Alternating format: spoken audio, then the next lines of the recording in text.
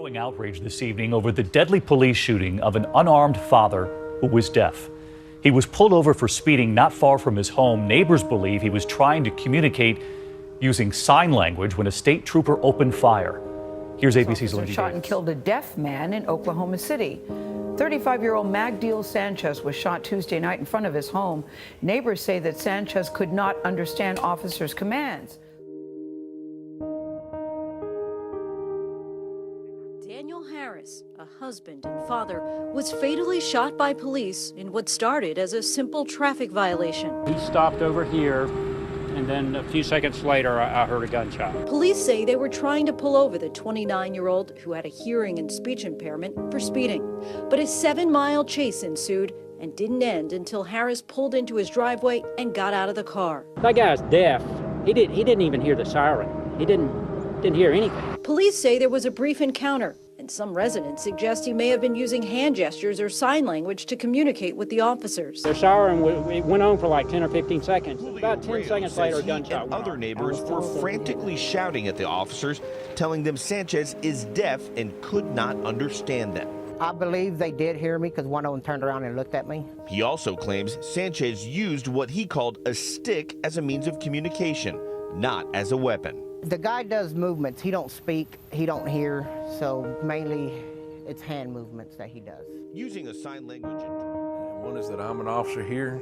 I want to help you, and you help me, and we can make sure we build our community stronger. At the Hendersonville Police Department, officers recognized the need to be able to communicate with the deaf community years ago. That's why they instituted special training for each class of new officers, where they're taught basic sign language and how to deal with members of the deaf community. We started understanding, we started communicating. Those small gestures have made a big impact, improving trust and cooperation, and improving the community as a whole by showing that people truly do care. Every time I come to work, I hope to impact somebody's life in a positive manner.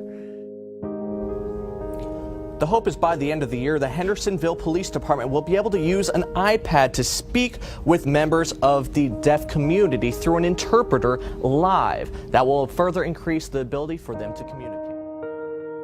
I'm Marley Matlin. Getting stopped by the police, even at a routine traffic stop, can often be a scary experience. For those of us who are deaf or hard of hearing, it can be even scarier. When officers often don't realize we can't hear them, it can lead to confusion or worse. Constantly, we see news accounts of miscommunication between law officers and deaf drivers and pedestrians.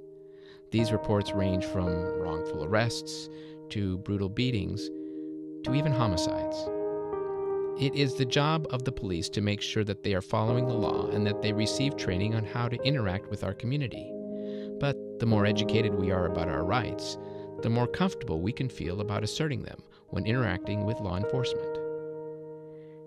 As the wife of a law officer, as well as a deaf person, I know that police culture and deaf culture can be very different, and this video is here to bridge the gap.